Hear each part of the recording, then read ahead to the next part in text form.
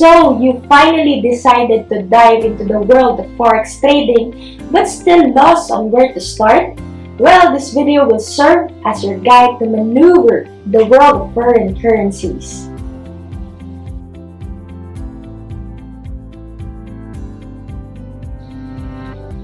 First, you need to find a Forex broker and open an account. Dati kasi mayayaman lang talaga ang may K as in karapatan makapasok sa mundo ng Forex trading. Pero ngayon, through the advancement of technology and internet, meron ng chance sa mga normal people like us to do Forex trading. We can call ourselves as the retail traders. For us to start trading, of course, we need a broker. Kasi sila yung magpa-process ng request mo to buy or sell currencies. Syempre, it is important to know your brokers well. The online broker that I recommend for you to use is the XM. So far, by experience, I'm happy with this broker and planning to stick with them for the long term. Bakit? Kasi ang daming benefits na ino-offer. Well, just to give you an idea sa perks nitong si XM, once mag-open ka at magpa-verify ng live account sa kanila, magkakaroon ka lang naman ng $30 welcome bonus. That's 1,500 pesos. But wait, there's more! XM is also offering a 2-tier bonus on your deposit that will give you a considerable 5,000 USD on top of your investment amount. Diba wagi ang offer ni XM? Big deal ito kasi any kind of bonus is very important for successful Forex trading. And of course, any money added to your capital is helpful. So, ang tanong ngayon, how can I open an XM live account? So, just follow the simple steps that I will present. So, let's start, shall we? The XM sign-up link can be found sa Investing Mom Facebook page natin. Also, on the below description of this YouTube video, makikita nyo din yung link. So please follow our Facebook page and this channel so that you will be notified for any updates. After clicking the link, you will see the XM page. From here, you can able to open a demo and real account. So, since our goal is to open a real account, I will select first the green button. After clicking the Open a Real Account green button, you will be directed to a new page wherein you are required to fill in the registration form. So, it requires your personal details and your preferred trading details. On trading account details, you will select what trading platform you will use and the account type that you prefer. For the trading platform, XM is supporting two great selection of trading platforms. These are the MetaTrader 4 and MetaTrader 5. On my trades, I prefer to use the MT5 platform kasi there are news on some forums that MetaCodes will no longer be supporting MT4. However, they haven't given an end date for the platform. Since may mga ganitong plans na in the future, better at this stage, gamitin na natin yung MT5 platform for our trades. For the account types, I'm using standard account type. The minimum deposit and withdrawal for this kind of account is $5. So after completing the required information, it's time for us to proceed on step 2. So we will fill in additional personal information required on the registration form. There are also additional trading account details to fill up. For the account-based currency, we will use USD.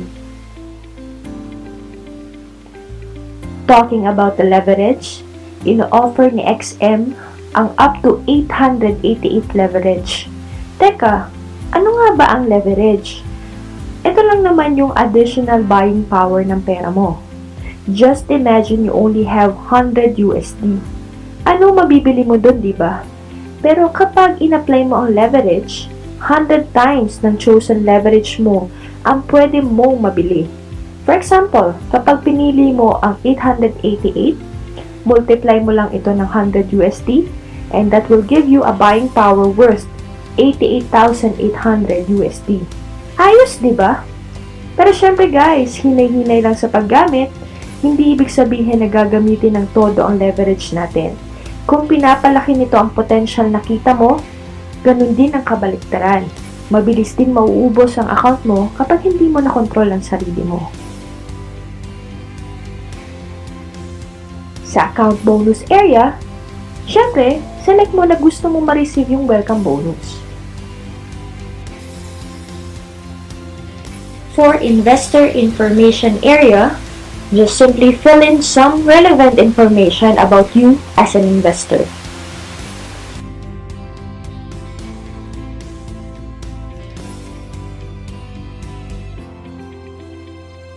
Set your account password on this area. Dapat combination siya ng lowercase letters, uppercase letters, and numbers. Set ka ng password na madali mong matatandaan.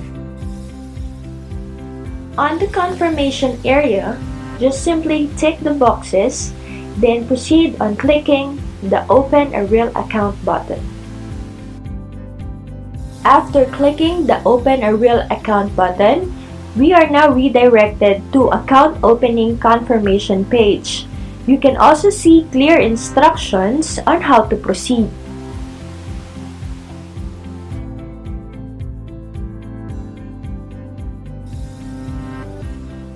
You will also receive confirmation email that confirms your valid email address. Just simply click the Confirm Email Address link, which will redirect you to the Member Access area. On this page, you will see your MT5 ID number. This ID number is required when accessing the members area. You will also receive a second email from XM, including your MT5 ID number and the server name. So I suggest to keep this email. Also, from this email, there are links that can enable you to log in to the members area and download the XM MT5 platform. Now, we're able to access our XM account. However, as you can see, our trading account is not validated yet. For us to validate, click the Validate Your Account Here button. This will redirect us to a page wherein we need to upload the XM requested documents. On this page, we are requested to upload supporting documents as proof of identity and our residency. For proof of identity, we can upload our passport, driver's license, national ID, or even our TIN ID. For this example, I will use my driver's license.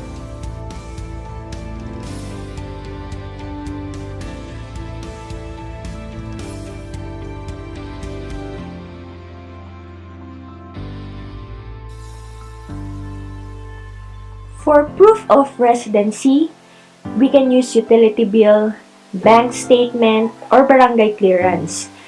Just an additional tip, kung gumamit ka ng driver's license, national ID, SSS ID, or TIN ID, pwede mo rin itong i-upload as proof of residency. Kasi on these IDs, our address is already indicated.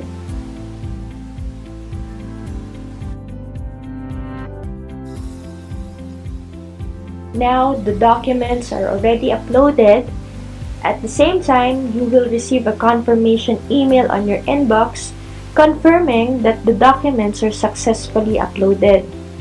The XM team will evaluate these documents within 24 hours. Then, you will receive another email confirming that your account has been validated. Once you receive a validation email from XM, you can now claim the $30 welcome bonus and you may now start trading using your account. Opening an account with XM is so easy, diba? So, going back to the question on how to get started in Forex trading, of course, we should not forget to have our trading capital ready. This should be separate money allocated for investment or money na hindi gagamitin pang araw-araw. Just to share, I started my Forex trading with 250 USD trading capital and planning to build it up from there. Since we opened a standard XM account, you only need at least $5 as your minimum deposit. So that's pretty much it. It only shows how easy to get started in Forex trading. If you like this video, please consider giving us a thumbs up and don't forget to subscribe on this channel. Thank you for watching and see you on my next video. Bye-bye!